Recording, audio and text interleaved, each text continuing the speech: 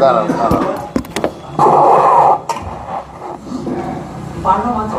বারো মাঝখানে চলে যাচ্ছে।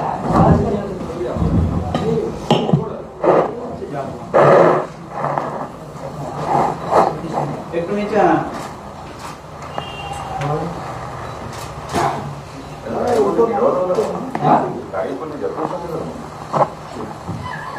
এই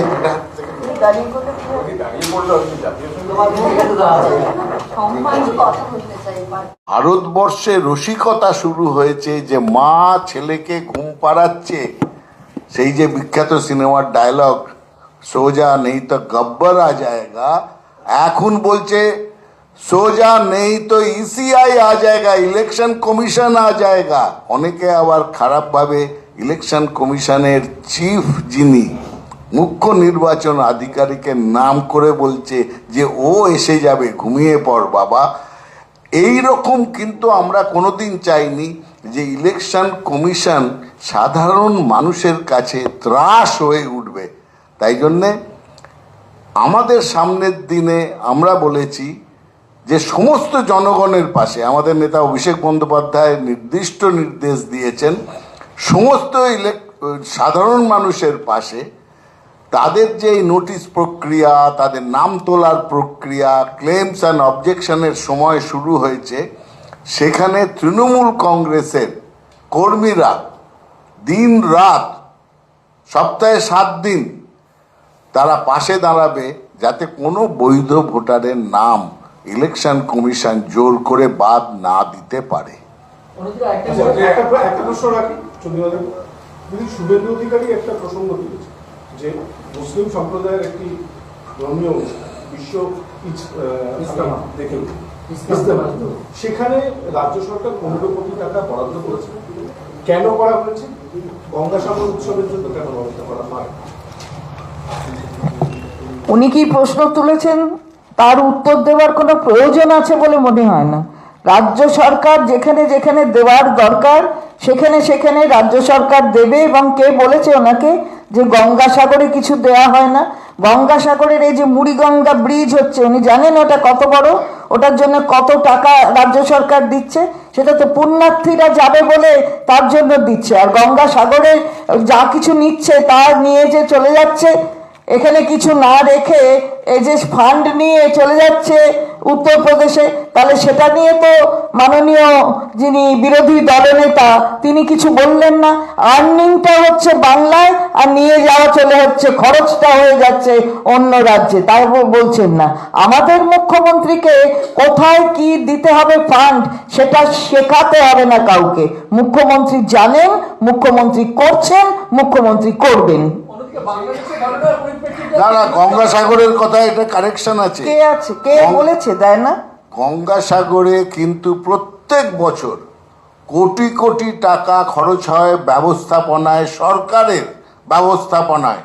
তীর্থযাত্রীদের সুরক্ষা, স্বাচ্ছন্দ্য, যাতায়াতের ব্যবস্থা, পুলিশি ব্যবস্থা, মেডিকেল হেলথ, এই সমস্ত কিছু, এবং শীতবস্ত্র, এই সমস্ত কিছু নিয়ে আমাদের সরকার, মমতা বন্দ্যোপাধ্যায়ের মানবিক সরকার, গঙ্গাসাগরের পুণ্যার্থীদের পাশে দাঁড়ায়।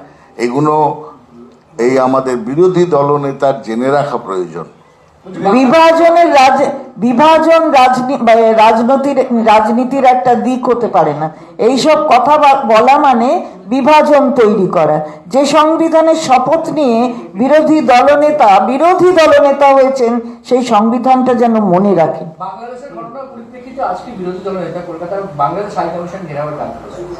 না, আমি তো বুঝতে পারি না যে এটা তো ডেপুটি হাই কমিশনার, তা হাই কমিশনারের অফিসে যেতে পারে দিল্লিতে, তো দিল্লিতে না গিয়ে এখানে ডেপুটি ডেপুটি ডেপুটি করতে করতে ডেপুটিরা সব এখানেই আসবেন, এটা তো হয় না।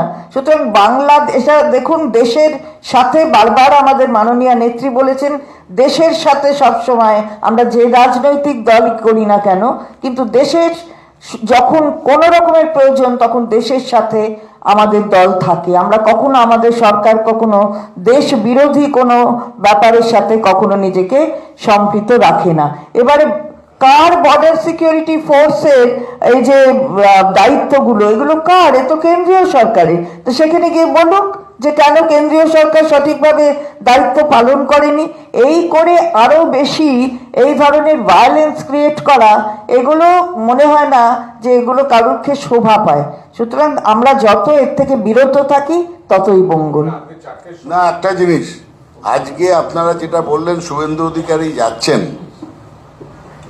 বাংলাদেশ হাই কমিশন ঘেরাও করতে, ডেপুটি হাই কমিশন। কানেকশন আছে যে 5 জন সন্ন্যাসীকে নিয়ে উনি আজকে অ্যাপয়েন্টমেন্ট পেয়েছে, যাচ্ছেন 4টে। তাদের প্রতিবেদন রাখবেন। গতকাল আমরা অনেক মিডিয়াতে দেখলাম, আজকের মিডিয়াতেও আছে, শুভেন্দু অধিকারী বলেছেন আবার একটা 71-এর দরকার। আমি যদি ভুল না হয়ে থাকি এই উক্তি করেছেন।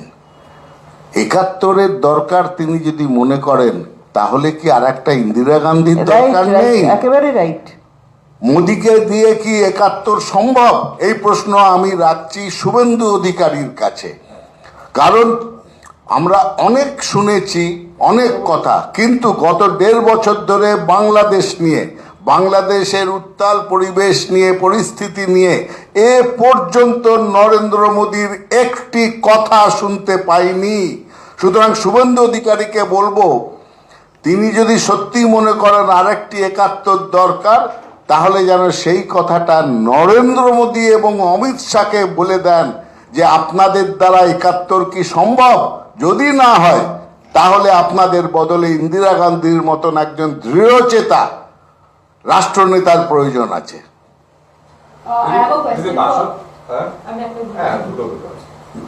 বাসন্তীতে বোমা বিস্ফোরণের পরে একটা বাচ্চা শিশু সে জখম হয়েছে, তার চোখে স্ক্রিনটা ঢুকে গেছে, এখনো এসএসকেএম চিকিৎসা।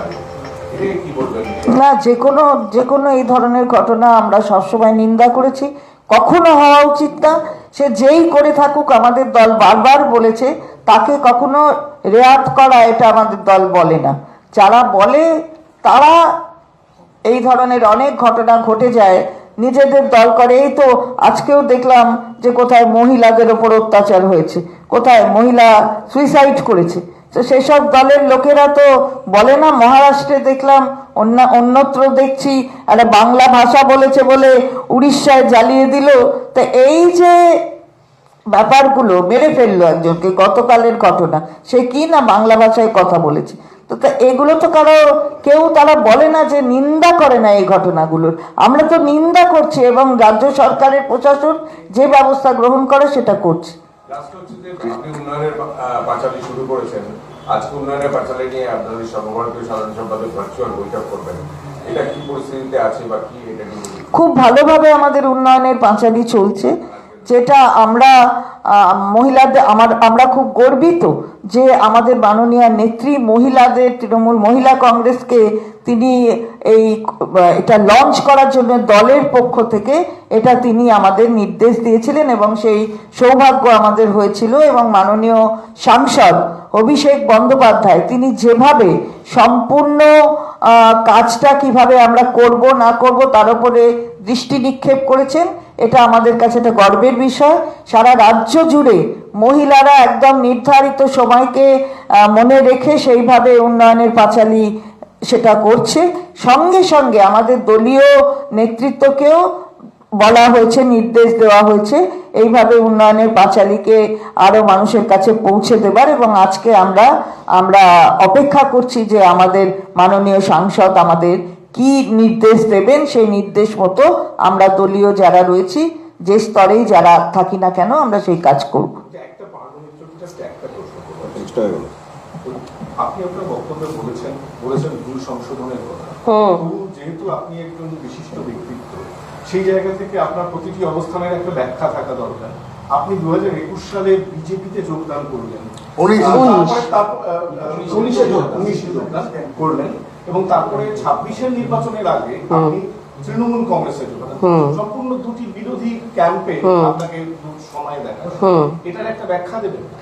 হ্যাঁ, দেখুন, আমি বিশ্বাস করি মমতা বন্দ্যোপাধ্যায় যেইভাবে আমাদের রাজ্যটাকে এগিয়ে নিয়ে যাচ্ছেন এবং মানুষের জন্য যেভাবে কাজ করছেন এবং মানুষের ভালোবাসাটা যেভাবে পাচ্ছেন, and there's proof, it's not a lie, আমরা সবাই জানি মানুষ কিভাবে দিদিকে ভালোবাসে। তো ওনার সাথে পথ চলাটা আমার মনে হয় ইজ এ স্মার্টের ডিসিশন, রাইট? আমি তো না আমি হ্যাঁ কারণ দেখুন বেসিকটা আসে যেখান থেকে, সেটা হলো যে আমি মানুষের জন্য কাজ করতে চাই। আমি অভিনয় করছি বহু বছর ধরে, কিন্তু বাবাকে দেখে বড় হয়েছি। বাবা ওয়াজ এ ডক্টর, অ্যান্ড বাবা মারা যাওয়ার পর প্রচুর মানুষে ফোন করে কেঁদেছে, এবং সেইটা আমি তখন বুঝতে পারি যে কতটা ভ্যালু ছিল আমার বাবার। And I wanted to take the legacy forward. I wanted to do things what my father did. এবং আমার মনে হয় এই মুহূর্তে দাঁড়িয়ে দিদির পাশে দাঁড়িয়ে দিদির নেতৃত্বে যদি আমি কাজ করতে পারি মানুষের জন্য, I think it's a better decision. এই 6 বছর বিজেপিতে থাকার অভিজ্ঞতা কেমন ছিল? দেখুন, মানুষ অনেক রকম ডিসিশন নিয়ে থাকে, অনুতপ্ত কিনা জানি না, but it was also a learning lesson for me, এটা বলতে পারি, তাই না? এই 6 বছর বিজেপিতে থাকার অভিজ্ঞতা কেমন? হয়েছে আছে। অভিজ্ঞতা আবার কি আছে? অভিজ্ঞতা খারাপ বলে তার জন্য এসেছি। তাহলে বাবার অভিজ্ঞতা, ওই দলে থাকলে সকলেরই অভিজ্ঞতা খারাপই হবে, ভালো হবে কোথা থেকে? তাই জন্য বুঝেছে, তাই এসছে। না না না ঠিক আছে, হ্যাঁ, সকলকে ধন্যবাদ। জয়দা ইন্দিরা গান্ধী প্রসঙ্গটা দারুণ রাখছি। হ্যাঁ, যাও বাবা,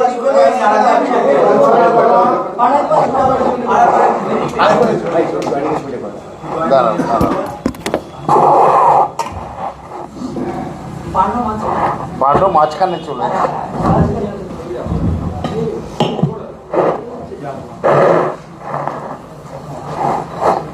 একটু নিচে আনা।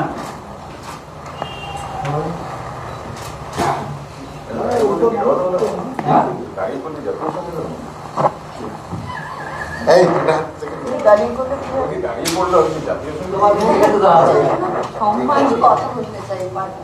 কাল বড়দিন গেছে, এবং বাংলায় যেভাবে বড়দিন পালিত হয়েছে, সমস্ত মানুষ এই বড়দিনে আনন্দ উৎসবে সামিল হয়েছে, সেটা আপনারা দেখেছেন। এটা বাংলার গৌরবকে আরো বেশি বুঝিয়ে দিল যে এই গৌরব বাংলা যেমন অর্জন করেছে আগে থেকেই, সেই গৌরবে কোথাও কোনো ছেদ ঘটেনি। আজকে আমরা তৃণমূল কংগ্রেসের পক্ষ থেকে আমি এবং আমাদের সম্মানীয় সহ সভাপতি জয়প্রকাশ মজুমদার এখানে এসেছি আপনাদের সামনে আমাদের আরেকজন মানুষ, যিনি যথেষ্টভাবে বাংলায় পরিচিত অথবা পরিচিতা, পার্নো মিত্রকে আমরা আমাদের দলের সঙ্গে সংযুক্ত করছি। কারণ পার্নো মিত্র সে মাননীয় মুখ্যমন্ত্রী মমতা বন্দ্যোপাধ্যায় তার কাজের প্রতি আকৃষ্ট হয়ে আমাদের দলে আসার কথা জানিয়েছিলেন, এবং মাননীয় মুখ্যমন্ত্রী আমাদের দলের সর্বোচ্চ নেত্রী, তিনিও দলকে নির্দেশ দিয়েছেন যে পার্নো মিত্রকে দলে সংযুক্ত করার। আপনারা জানেন ছবির জগৎ, তার সাথে যাদের পরিচিতি আছে, এবং বাংলা তো ছবির জগতের সাথে সবসময় পরিচিত থেকেছে এবং আছে, তারা জানেন যে পার্নো মিত্র 2007 সাল থেকে এই ছবির জগতে তার পদার্পণ, এবং সেখান থেকে আজ পর্যন্ত 40-এর ওপর ছবি তার করার সুযোগ হয়েছে। তার মানে মানুষ গ্রহণ করেছে তাকে, এবং তাই এই 40 সংখ্যা তারও উপরে এই স্বল্প সময়ের মধ্যে 7 সাল থেকে 25-এর মধ্যে তার করার সুযোগ হয়েছে। রঞ্জনা আমি আর আসবো না, এটা দিয়ে তার শুরু, এবং পথ চলছেই কিন্তু, এবং আমাদের বিশ্বাস আগামী দিনও খুব ভালোভাবে নিজেকে তার নিজের ক্ষেত্রে প্রতিষ্ঠিত করতে পারবে। সঙ্গে সঙ্গে মানুষের জন্য যে কাজ, মানুষের পাশে থাকার কাজ, একজন নাগরিক হিসেবে যেটা তার মূল কর্তব্য, সেই কর্তব্য সম্পর্কেও সচেতন পার্ন। এবং আমি ধন্যবাদ জানাচ্ছি যে মহিলা হয়ে পার্ন মিত্র তার নিজের স্বক্ষেত্র যেমন তার সাথে সে যুক্ত, আবার তৃণমূল কংগ্রেসের সঙ্গে যুক্ত হওয়ার জন্য সে আজকে এখানে এসেছে। তৃণমূল মহিলা কংগ্রেসের পক্ষ থেকেও আমরা তার প্রতি ধন্যবাদ জ্ঞাপন করছি, কারণ আমাদের মাননীয় নেত্রী যেভাবে মহিলাদের আরো বেশি সশক্তিকরণের লক্ষ্যে তার কাজ করেন, পার্ন কিন্তু তাতে আকৃষ্ট হয়ে আমাদের এখানে আজকে এসেছে। তাই এরপর আমি আমাদের সহ সভাপতি, আচ্ছা জয়েন্টটা আমরা করিয়ে দিই, তারপরে আপনাদের কাছে আরো আমাদের সহ সভাপতি এবং পার্ন বলবে।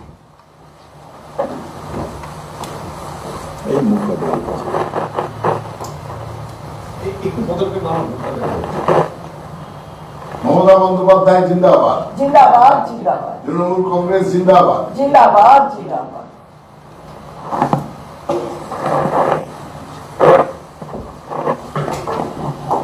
এবার আমি অনুরোধ করব আমাদের মাননীয় সহ সভাপতি, তিনি দু এক কথা বলবেন।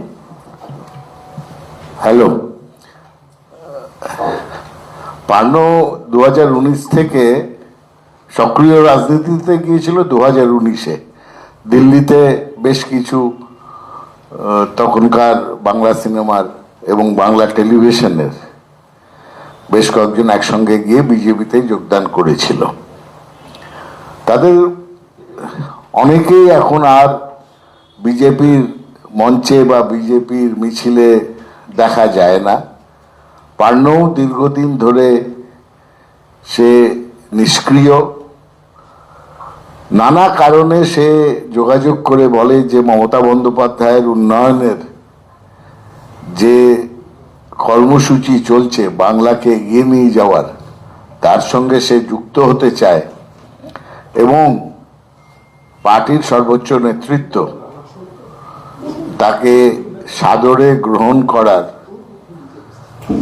পরিকল্পনা করে। তার জন্যই আজকে পার্ন মিত্র সে তৃণমূল পরিবারের এক সদস্য হিসেবে যোগদান করলো এবং সামনের দিনে আমরা আশা করি সে তার সর্বশক্তি দিয়ে তৃণমূল কংগ্রেস তথা মমতা বন্দ্যোপাধ্যায়ের যে এগিয়ে যাওয়ার পরিকল্পনা এবং যে উন্নয়নের রাস্তা, তাতে সে যোগদান করবে। এরপর পার্ন বলবে। এখানে উপস্থিত সকলকে ধন্যবাদ এবং গতকাল বড়দিন ছিল, তার শুভেচ্ছা। আজকে আমার জন্য একটা খুব বড় দিন, কারণ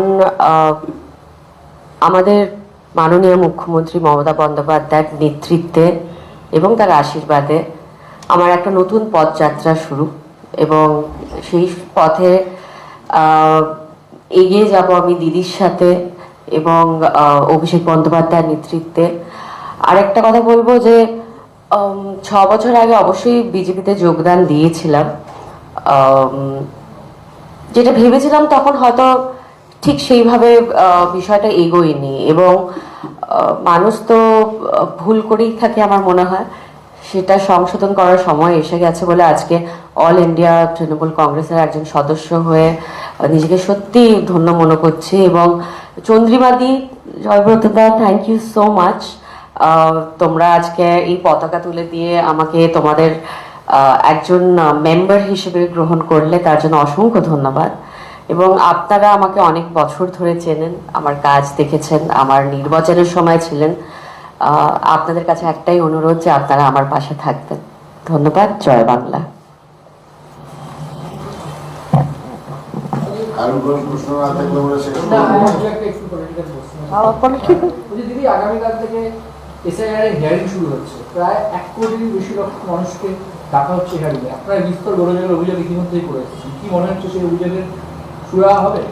না, আমরা ইতিমধ্যেই বলে এসেছি এবং সেটাকে সিম্পলিফাই করার কথাও আমাদের সিইও বলেছিলেন, যে যেখানে লজিক্যাল এরার্স আছে, ডিসক্রিপেন্সিস আছে, সেখানে নোটিশ না দিয়ে সেগুলো এমনি ঠিক করা যায়।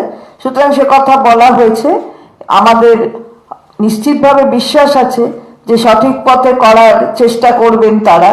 তারপরে যদি ওপর থেকে কোনো মানে কিছু আলাদা করে কোনো বিহাইন্ড দ্য ভেল কিছু থাকে, সেটা মানুষ বুঝতে পারছে। তবে আমরা আমাদের এখানে মানুষ সচেতন আছে, মানুষ সঠিকভাবে যা ব্যবস্থা নেওয়ার সেটা নেবেন। SIR আতঙ্কে আবার মৃত্যুর অভিযোগ সামনে আসছে। এই আতঙ্ক তৈরি করছে কে? কারা তৈরি করছে? আর তারা তার দায় নিচ্ছে না কেন? কেন আতঙ্ক তৈরি হবে? একজন মানুষ নাগরিক হিসেবে তার নাগরিকত্বের পরিচয় নতুন নতুন করে বারবার দিতে হবে, এ কে বলছে? একবার ভোট দিয়েছেন, একবার নয়, যে মানুষগুলির প্রাণ যাচ্ছে তারা বহুবার ভোট দিয়েছে। সে বহুবার ভোট সবাই জানে। ভারতবর্ষে সংবিধান অনুযায়ী যে আইন তৈরি হয়েছে, সেই আইনে ভোটার লিস্টে নাম তোলাটা একটা কন্টিনিউয়াস প্রসেস।